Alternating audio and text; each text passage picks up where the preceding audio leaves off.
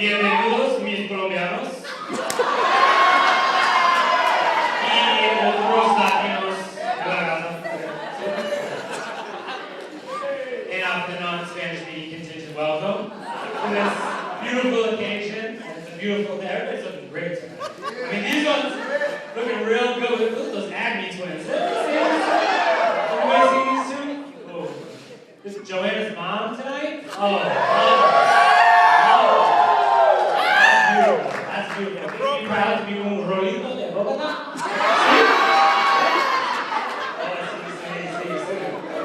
Where's Jasmine? Who's Jasmine?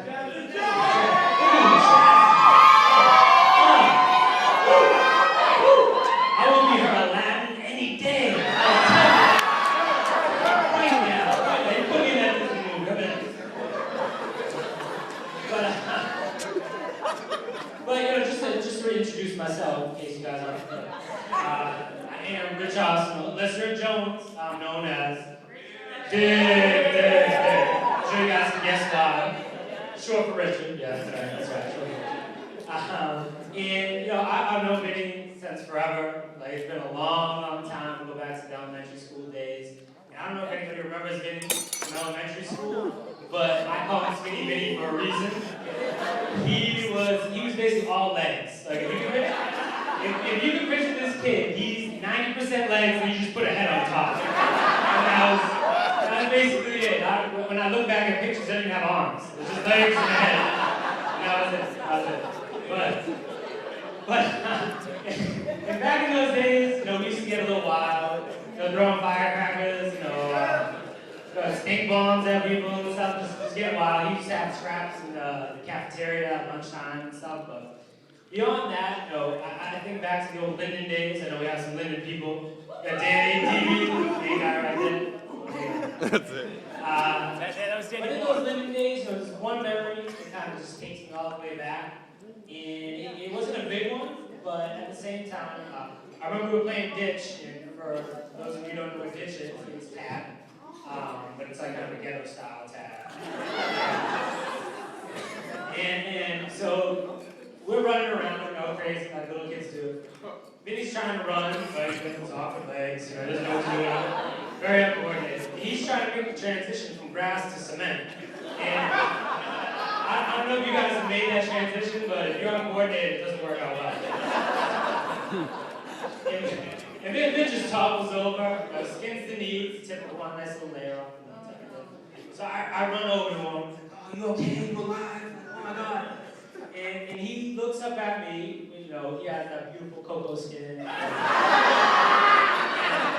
he got those beautiful brown eyes. They start welling up. And it's not too different than what he did today during the ceremony. You guys saw. But looking down on Ben at that moment, it was one of those kids. Well, my first thought was like, he's kind of a girl, I could definitely beat him up. He's crying, that's good. So like the second thought there was just you saw like this pure vulnerability and sincerity and like a real honesty. And I think, you know, Ben growing up throughout his entire life, those are the elements that have stayed through with him that entire time. Anybody that knows him, anybody, they will say he's the most genuine, honest, sincere person you could ever meet. When you just look at him and you know everything's going to be all right.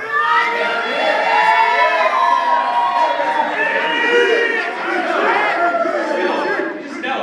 And so, I mean, growing up, he went through middle school, you know, wilding out a little bit, and then high school, you know, kind of grew into his body, finally. After high school, we had a little stint in college. I don't know if that real. A little bit. And then, you know, he just lived it up kind of, you know, early 20s type of deal. But through all that time, the one thing I have to say about Ben, he was always missing a little something. With all that, like, funny honesty, he just wasn't fully complete. There was something just missing in his life. Don't go ahead and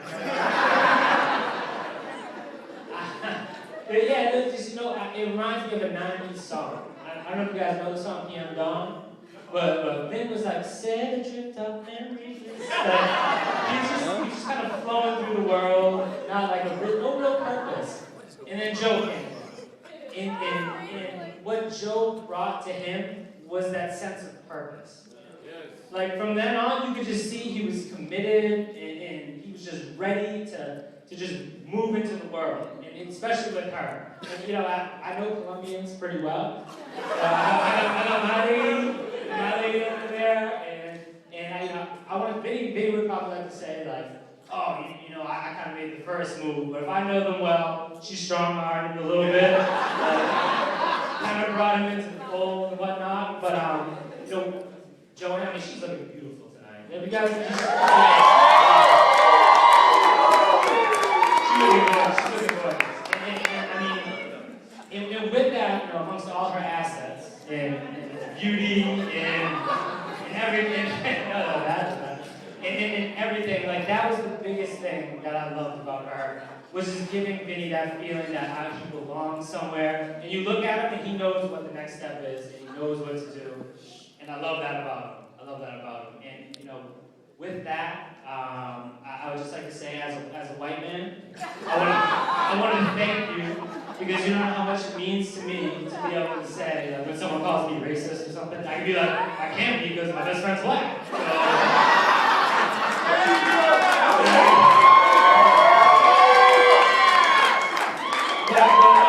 But through all that, he's always been there for me. I've tried to be there as much as possible for you as well.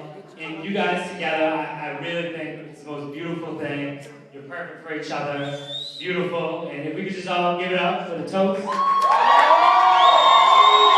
them up and to the salute.